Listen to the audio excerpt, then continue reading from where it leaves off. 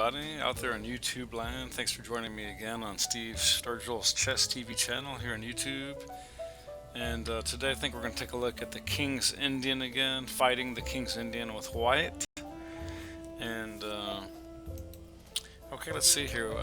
Found some interesting analysis, guys, and this is really aggressive and sharp. Just what any kid player or anti-kid player is wanting to utilize in order to get a win. No one in the right mind uses the King's Indian as a quiet positional opening. I don't think it can certainly be played positionally, but quiet, meek players do not choose the kid to get to get their chess jollies on. And so let's get started here.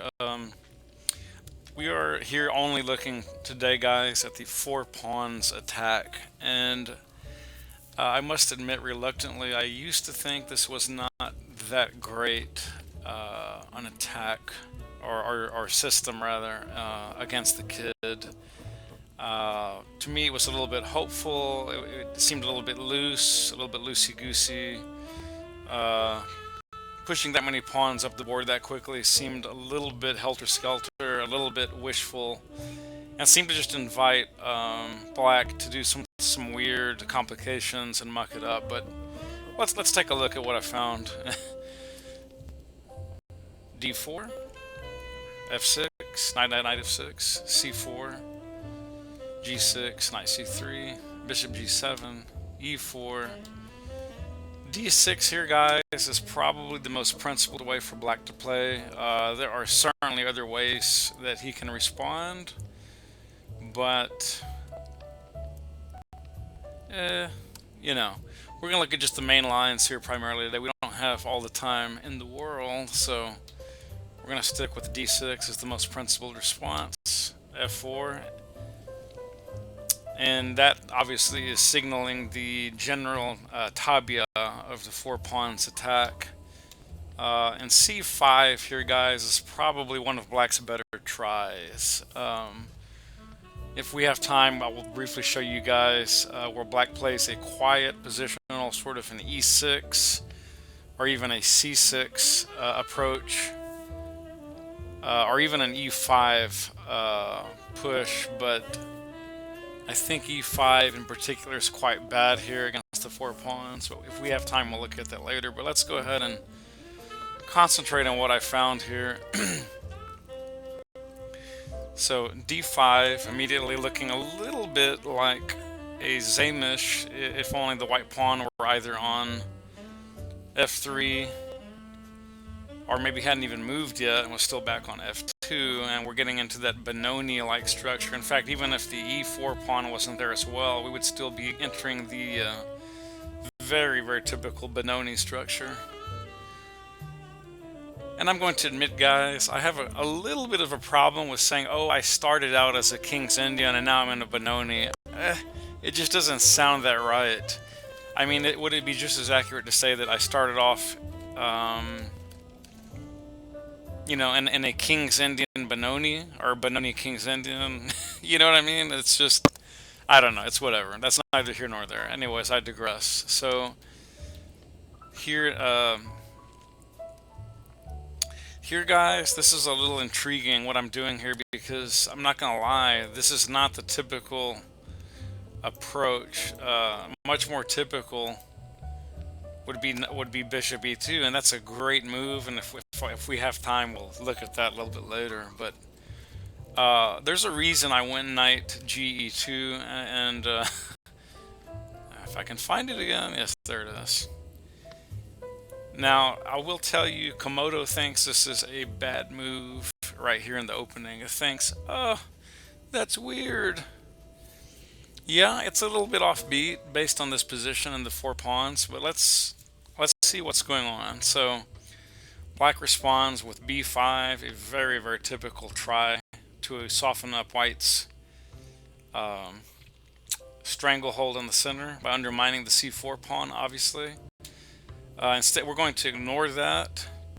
You could take, and Black would probably take back with the pawn, and that's probably medium okay, but Much stronger is knight g3.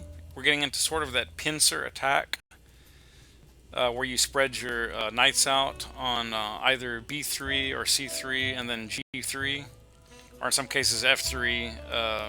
C3 is probably a little more atypical, or even b3 and g3. But at any rate, let's just go ahead and look at this line real quick. And again, Komodo still thinks this is a poor position. I mean, you're not getting your butt served or anything, but handed to you on a platter. But it just thinks it's marginally not so hot. So here, black pushes a very sort of principled response, I guess you could say, kicking the knight. And the knight gets to that lush a4 square, and now there really are ideas of the knight intruding to b6. So black has to be quite careful here. That queen is obviously right now it's guarding b6, but if it were to come off b6, that would be a living nightmare. I mean, let's just say you're playing some poor sap, very low rated. Uh, Instantly you have this, and goodbye rook, and you can already claim a very healthy 1.40 advantage, and should just be in cruise control after this, barring any blunders. But at any rate, no one's going to be that dumb, I doubt, except maybe a very, very young child or someone who just doesn't know what they're doing. So, okay, so here the response is black queen comes to c7. We're going to go ahead and undermine that b4 pawn. It's going to push a5. Bishop d3. Just supporting the... Oh, you know what? I don't think I have cursor showing. That's what happened last time. Let me briefly... Control Alt F. I didn't do it. Control Alt F. Okay, and then if I go to options,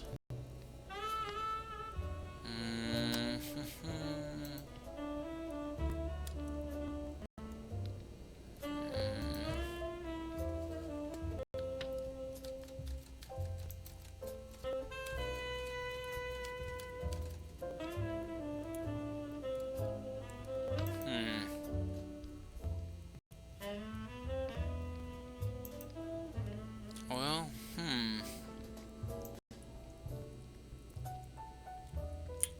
I thought I had it in here under options to show the cursor or not.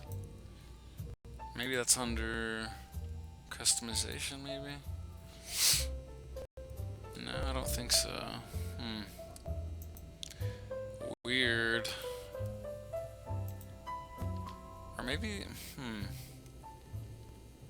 oh well, we'll just go back. Anyway, sorry about that, guys. I thought I could get that cursor to pop up. I'll tell you what I'll do. I can still utilize the cursor to grab a piece and shake it, if that will help. I don't have that fancy turn on the arrows and all that jazz. Anyways, okay, so we left off with the bishop to d3. Black castles. Here we push h3, and I know that's a funky move, very, very unorthodox to say the least. Normally here you might see castles,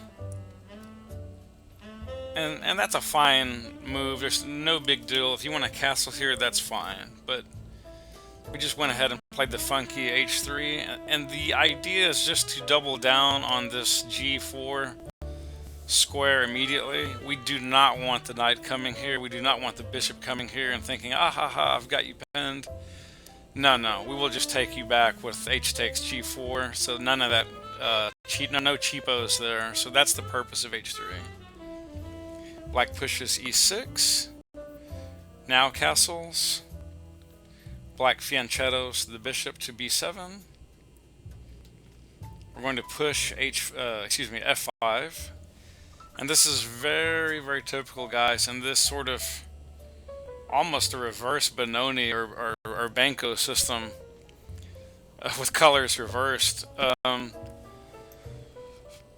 We've got f5 coming now, immediately tickling the e6. Oh, excuse me, I did not mean to do that. Tickling the e6 pawn, obviously hitting the g6 pawn, asking black, what do you intend to do? And we will look at, black only has really two halfway decent responses here, and we'll look at what happens after black responds. Believe it or not, it thinks that g takes f is a strong response. And I'm here to tell you that all hell is fixing to break loose after this move. I want you to just bring your attention briefly to the fact that this h7 pawn is, okay, only indirectly protected, obviously, by the king. And obviously, oh my god, I hate that bell. Obviously by the knight. The bishop is doing nothing to protect it. And just look at the open acreage here in front of the black king. I'm going to utilize this guy just to draw all these delicious open squares of entry. We've got this diagonal coming in. We have the queen hitting on h5. We have this knight that can easily and instantly come to h5. And if this pawn, for some, if this pawn goes, excuse me, let me just let go of that guy. Well, let's just see what happens. I think you get the gist. So, I just mentioned that, and here comes the white knight, obviously hitting the bishop. Black is obliged to take, and we just go ahead and knock that puppy right off. Queen takes h5. And I want to ask you guys, even though Komodo doesn't think this is a great position for white, how many of you really would want black here in this position? That's what I thought. Probably nobody. So here, black knight comes down to d7. We're going to go ahead and take f5. The black bishop escapes with a check, and that's just a desperation move because it's not really going to solve black's problems at all, as we'll see. So white king goes to h1. Black knight desperately hops into f6. Seems like a good move.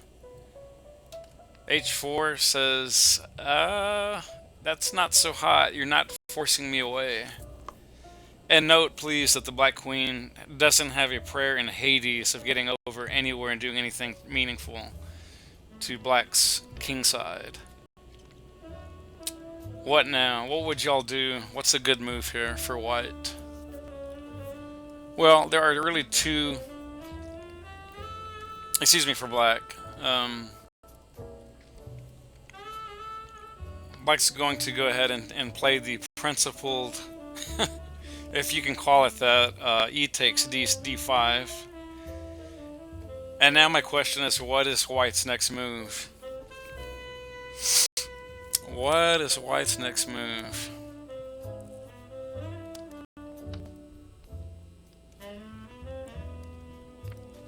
White has two delicious responses here, actually, so you're not really up a creek if you get one of them right and don't get the other one, perfect. They're both really, really strong. Really, really good. So we're going to first look at what I played here in this game, or what I found with the help of Komodo and a couple of other engines that shall go nameless.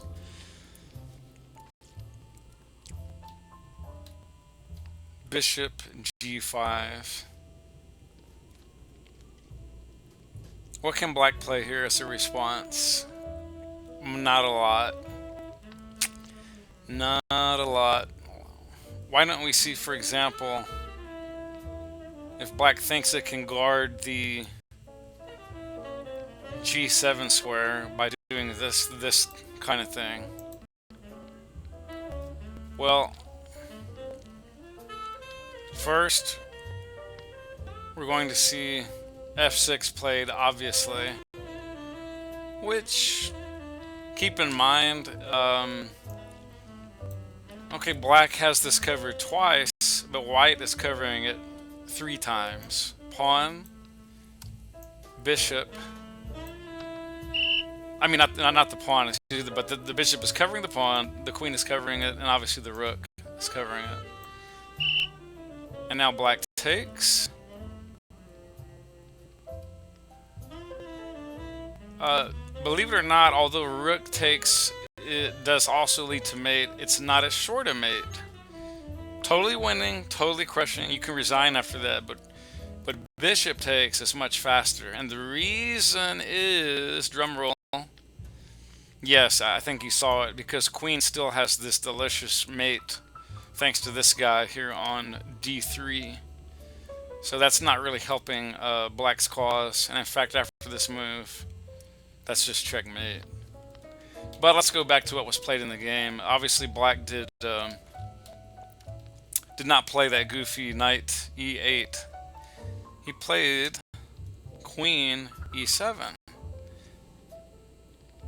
And it's still terrible for black. And the next move is not that hard to see, even for a low-rated player. Rook ae1.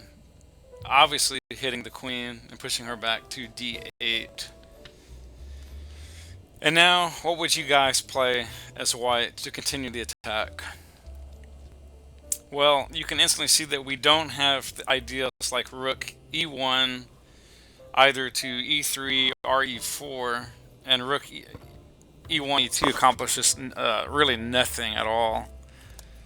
Ah, but there's the other rook on f1. That rook we can in fact obviously bring to f4, and that's what was played. And now there's lots of ideas. There's ideas of sacking the bishop, there's ideas of sacking the knight and bringing the rook here to g. Everything is winning, as the great and funny and talented Grandmaster Ben Feingold would say, what's not losing here? Everything's winning here. Everything's winning here. I can't really sound like him, sorry. That's a bad impersonation. But so, in fact, I'm wondering how long will that. Let's just play. Let's let black play that first and see what is that. Yeah. So bishop takes. Knight is taken. Queen must take back. That's the only thing left. We can go ahead and gobble that guy up. Move the bishop away somewhere safe. I think here, yeah. Well, there's a lot of ways to do it.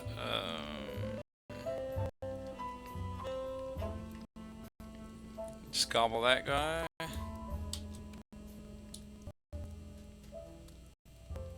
Yeah, that's just brutal. Of course, you're gonna get a spite check, sack,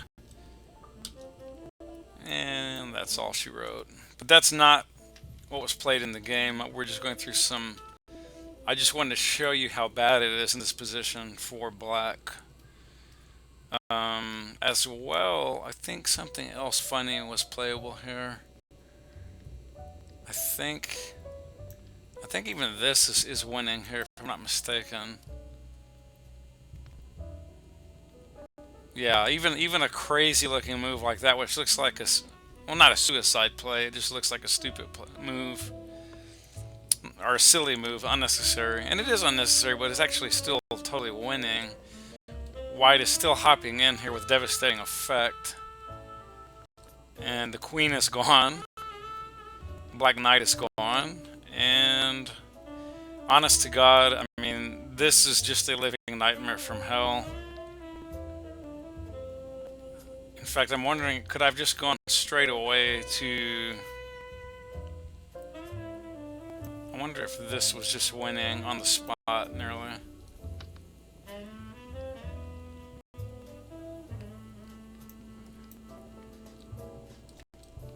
I mean, isn't this just crushing after a move like... Okay, that was unnecessary. Let me take that back. Yeah, rig g4 here is better. Now f6 is playable.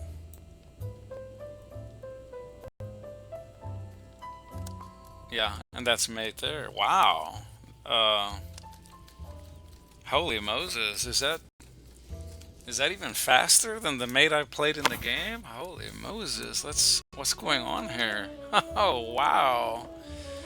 Okay, because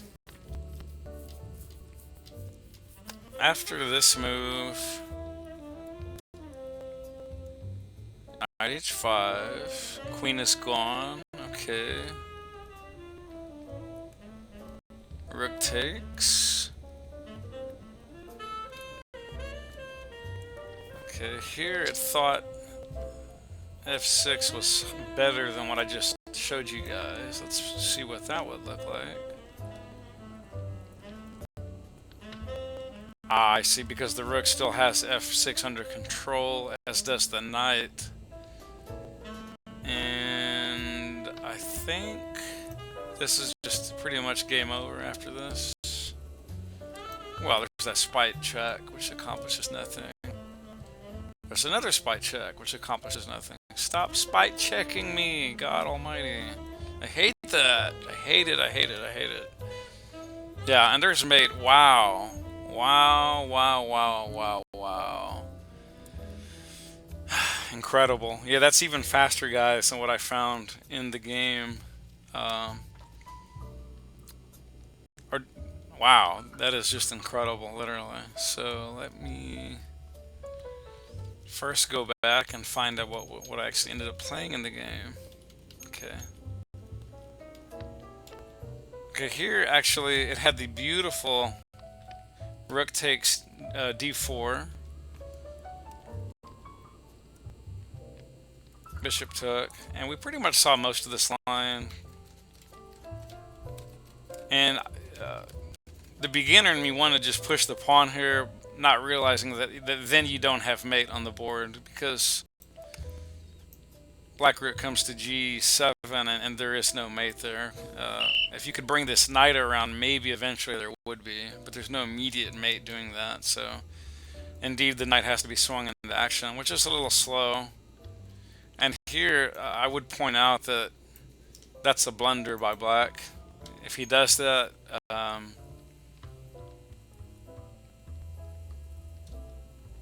that's instant mate, obviously, on f8, and that's something that a lot of beginners miss. They'll play some goober move like, I can stop the mate by taking d7. No, that's instant mate on a stick. So as Maurice Ashley would say, Grandmaster Maurice Ashley, he loves saying it on a stick, and I actually picked that. It rubbed off on me, and now I actually use that terminology a lot. Okay, backing up. Before this bishop g5 move here, another really good move here is the instant rook f4, which I'm sure a lot of you spotted. So let's take a look at that continue just for a sec.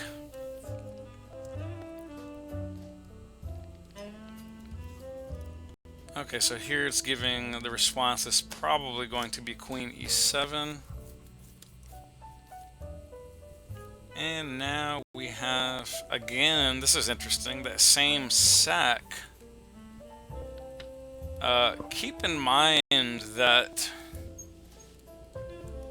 well, I'll show you what I'm talking about here in a second. If you're afraid if queen comes down to e1 immediately for some kind of tempo, it's really not accomplishing anything for black, because we just tuck away to h2, and now queen goes away with this goofy check, and then you have rook f4,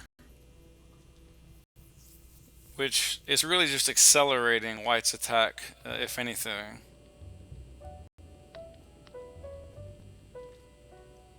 Bishop f1, rook comes up exposing, the bishop comes to d2, exposing the rook on a1.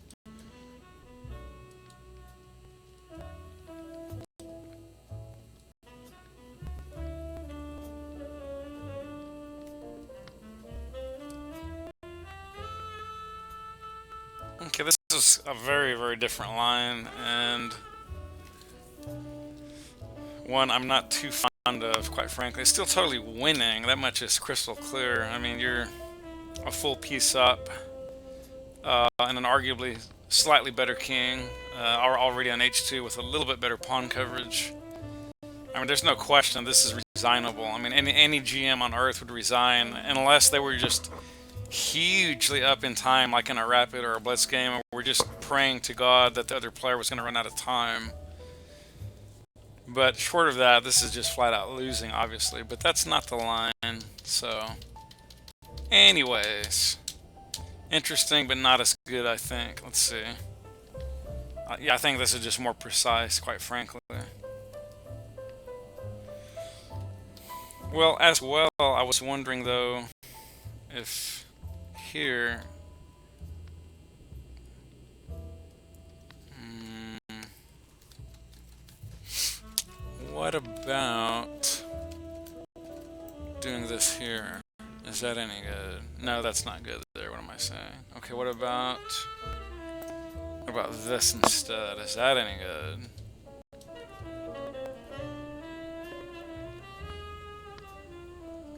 I'm gonna raise the CPU up to just a 2. I hope it doesn't slow things down.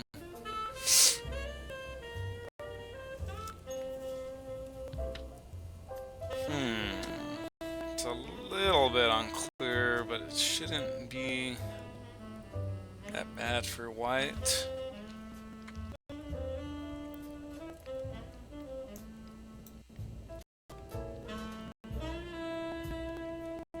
Okay, that's looking pretty tasty now. And I think now we've got, well,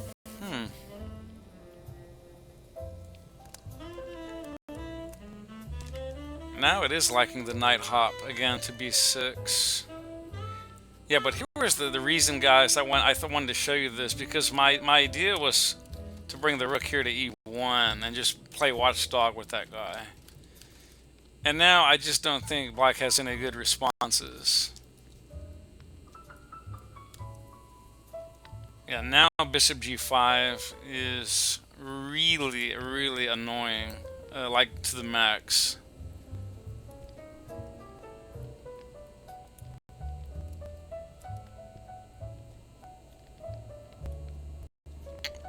Okay, we have that. Sacky old bishop. Take the knight. Rook up the 7th. And you can just about put this thing in cruise control. Okay,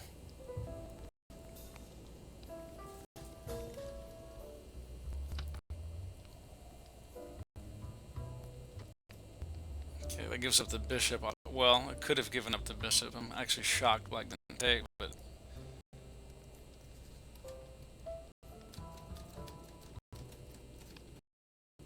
yeah, bishop check. Okay, and we can just pretty much start pushing these pawns at some point. It's going to be very, very dangerous for black, obviously.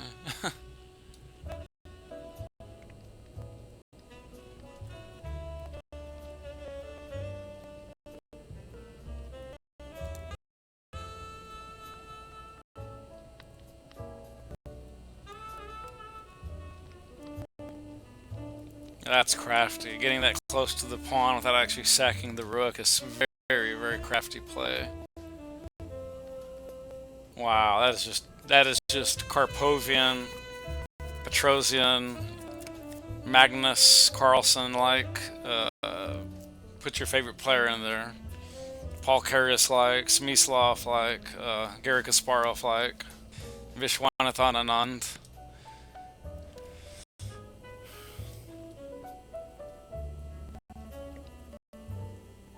Anyway, okay, we're taking way too long. This is not the line. Just wanted to see what would happen. Still, obviously winning, obviously, but here also, um, maybe better here is what might be better here actually.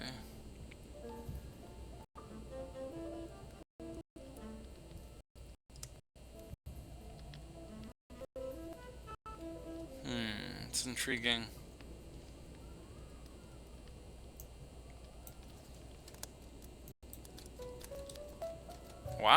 Okay, just giving up the queen. Alrighty. Oh, I missed that. Sorry. Got to take there first on oops. Come back.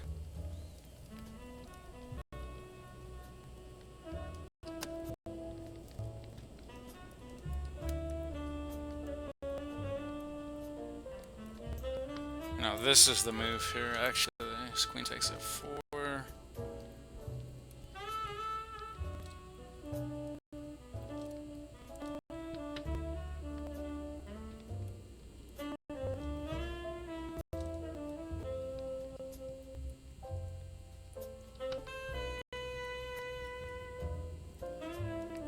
I thought.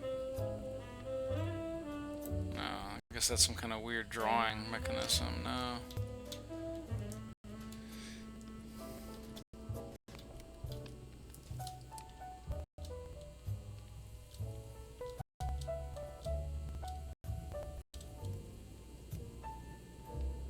Okay, that's not working clearly. Sorry, just playing around, guys. I'm getting way off topic here. Okay, let's get back to the line briefly. We'll just look at this very briefly. We'll run through it again.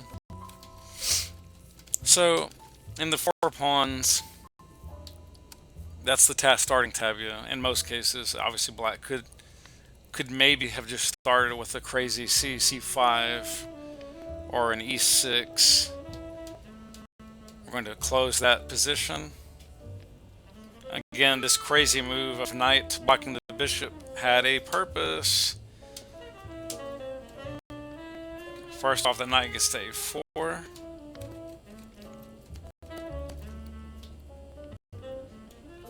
Go ahead and tickle that b4 pawn, bishop out, supporting both pawns on the c and e files. The wonky h3, again, totally stopping black from anything coming to g4 without paying a heavy penalty.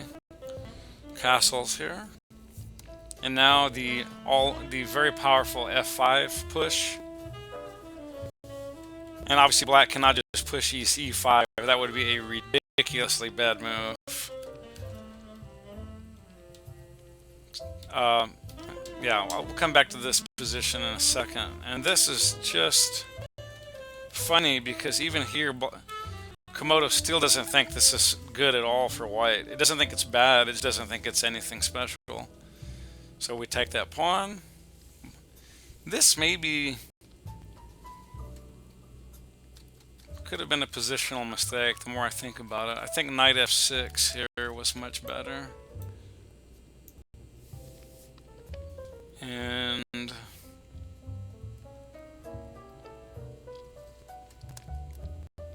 here it's giving queen h4.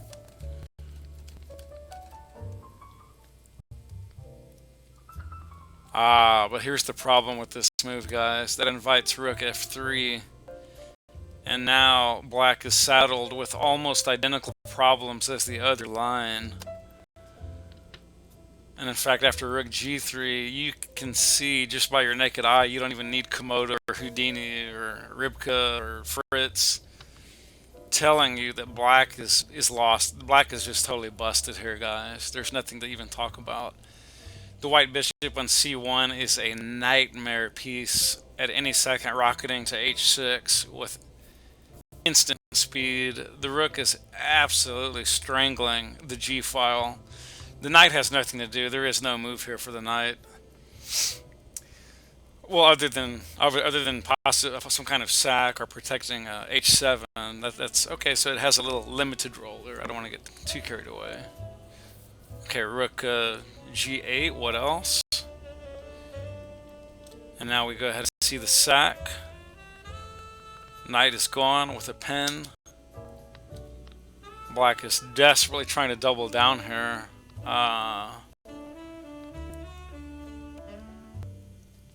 But again, there's that bishop h6 we just talked about with devastating effect. And let's see, d takes c4 is not so hot after bishop f1.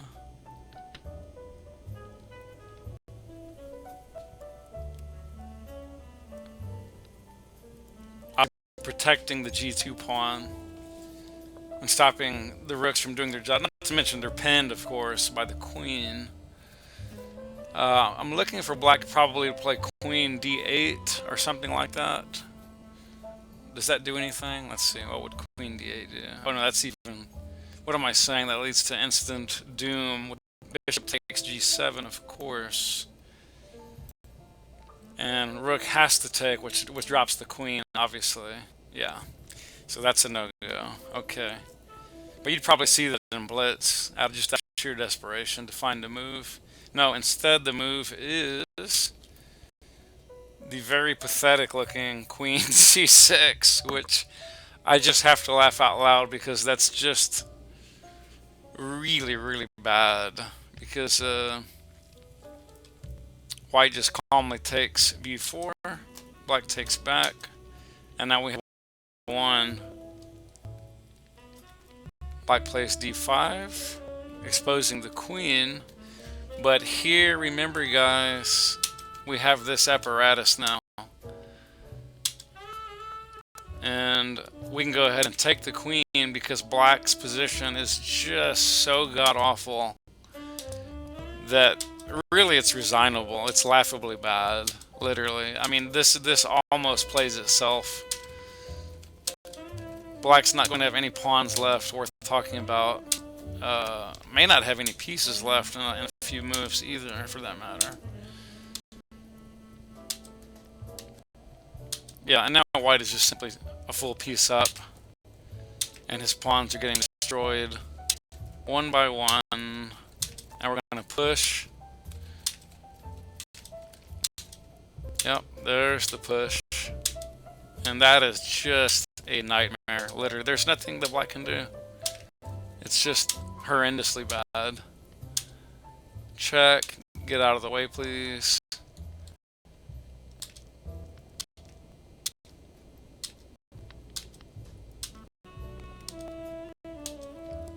Well, I mean, when you see that move, yeah, it's beyond pathetic.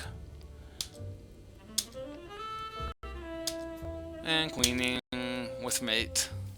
That was incredible. So, this just goes to show you guys that even with much more precise defense, black was still totally dominated and busted by the white attack in the 4 pawns.